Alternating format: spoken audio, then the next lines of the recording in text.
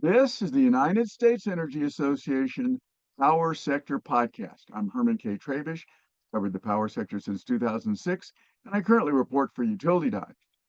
In this episode of the podcast series on groups leading the emergence of 21st century power, we're going to talk with Lisa Jacobson, president of the Business Council for Sustainable Energy, BCSE.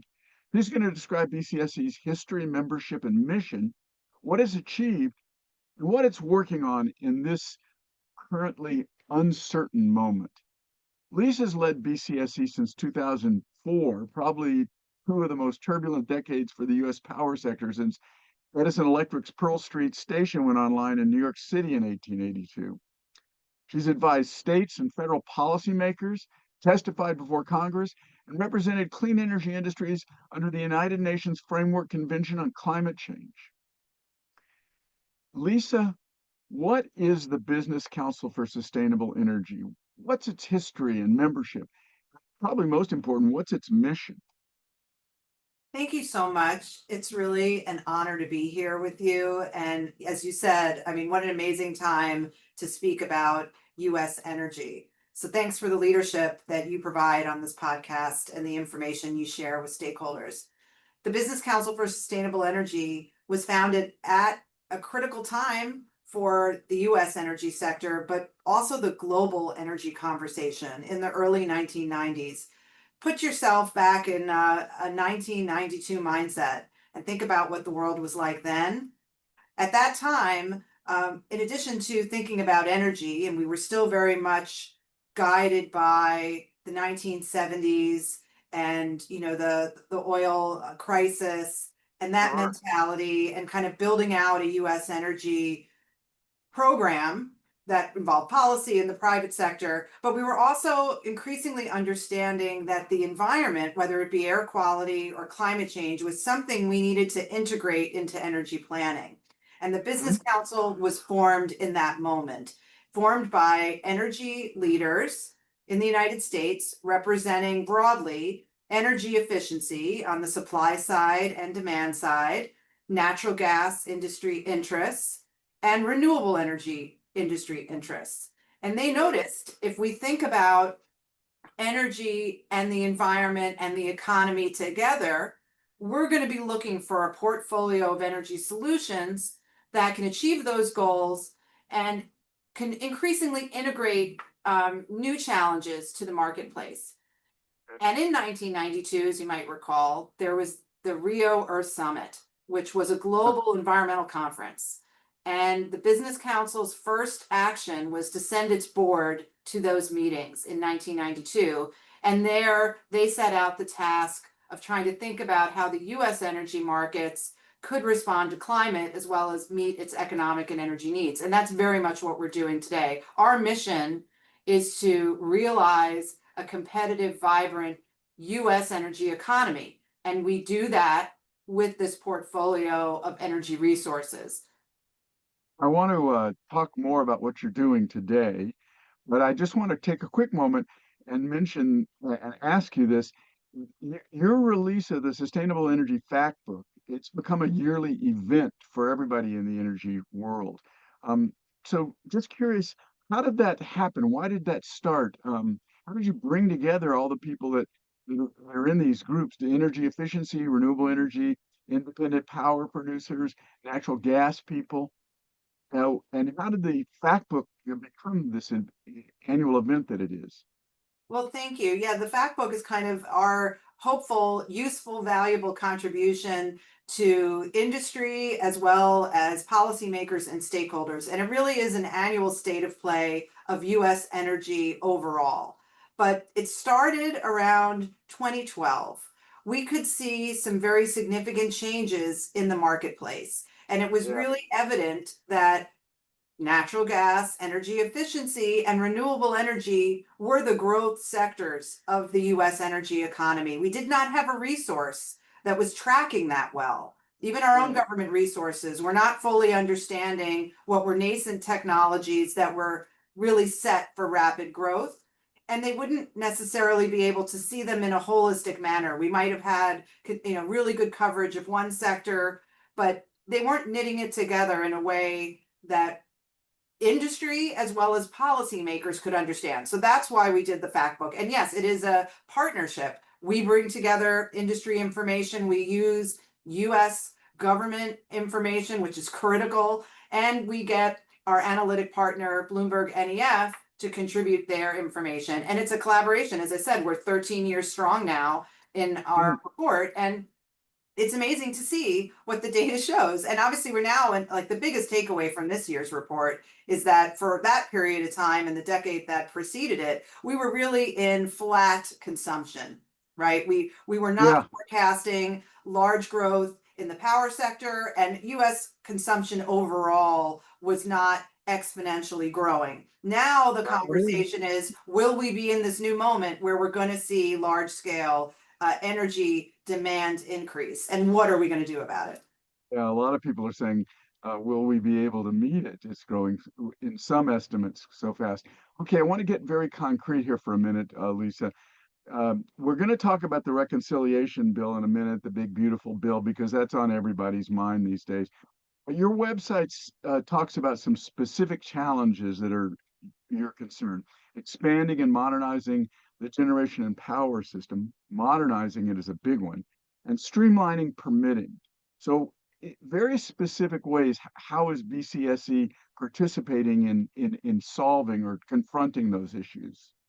Well, in two ways. And I think the fact book is one type of example. I mean, Yeah, people talk about education and advocacy. You've got to do both. And we're constantly learning. This is a very fast moving set of industries in some ways. And then in some ways, to build and to modernize, it takes a really long time. So yep, technology and business models are changing rapidly, but we still have regulations in many cases that are moving very, very slowly and are out of touch with our needs. So the first thing you need to do is educate the public and policymakers and other stakeholders, which can include industry, on what the problem we're solving for is. And I think the problem is it takes way too long to build infrastructure in this country.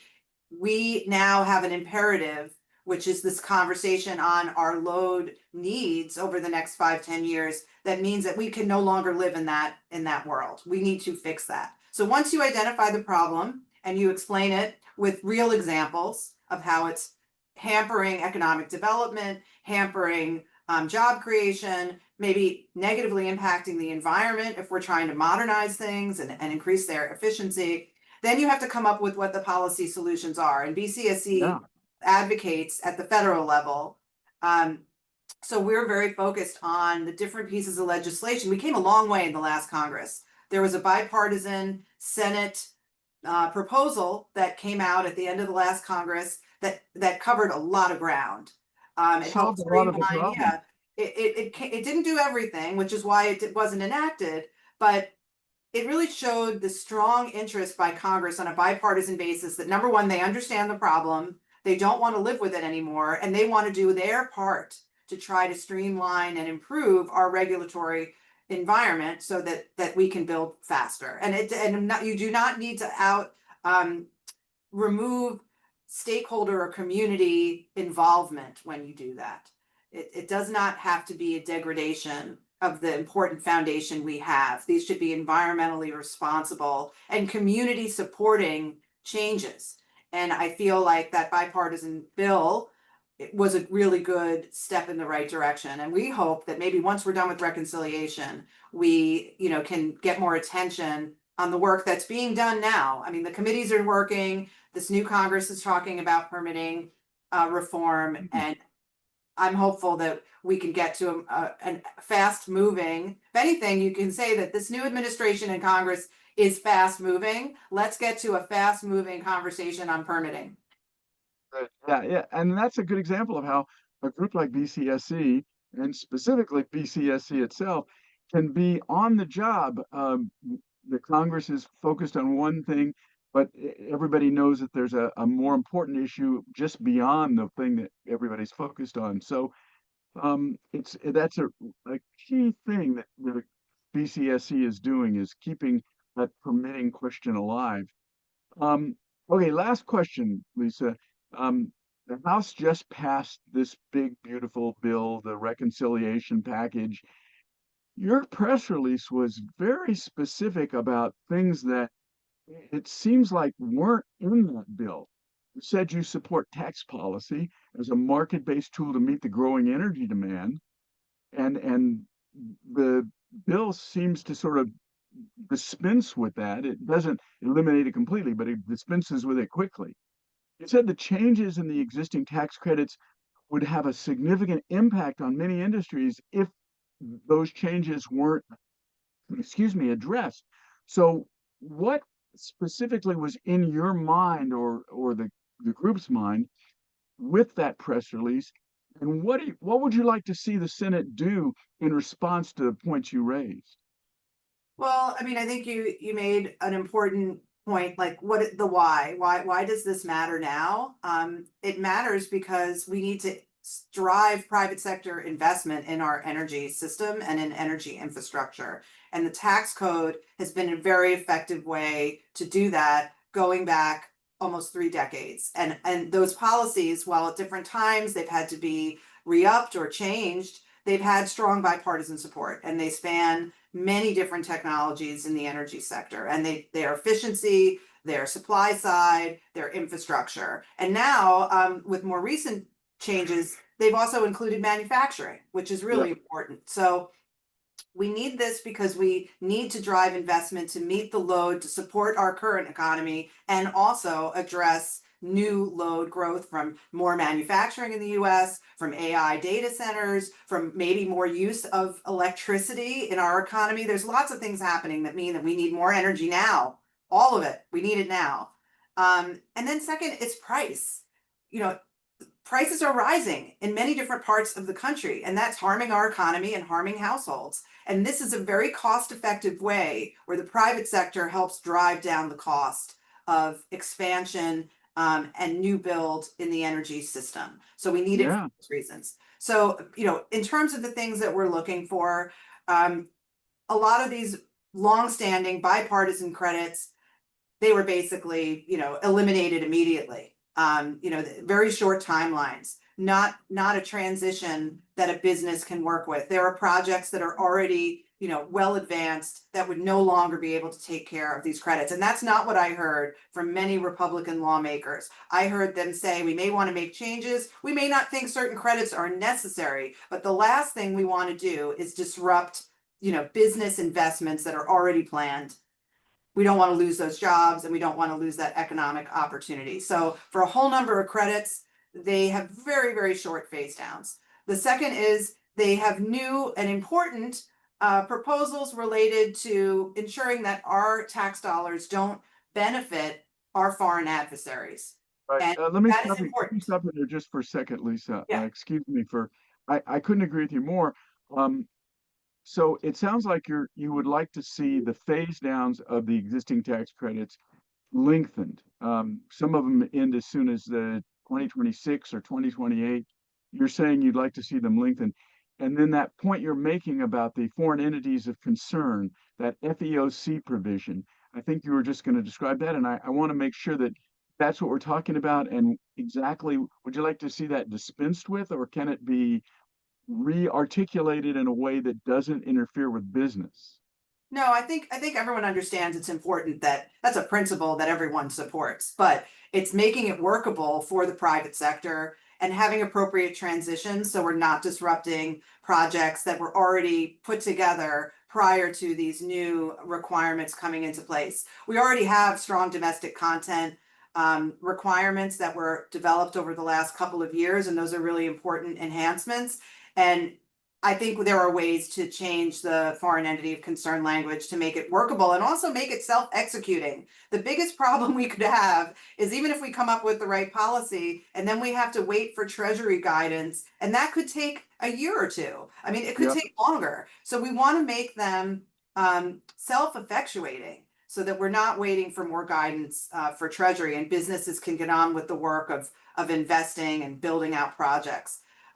Yes, I mean, for related to the tax credits overall, there, we get into some details here that are in the House passed bill, but there's a requirement that you start construction within 60 days of date of enactment for many credits, and that your construction is over within 2 years. And so that is a really tight set of timelines. And so we would like to see a more appropriate transition in the cases where we can get that.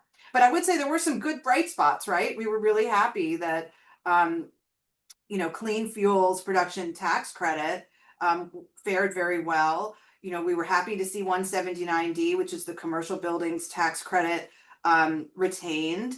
We saw direct pay. So there were some things that were good.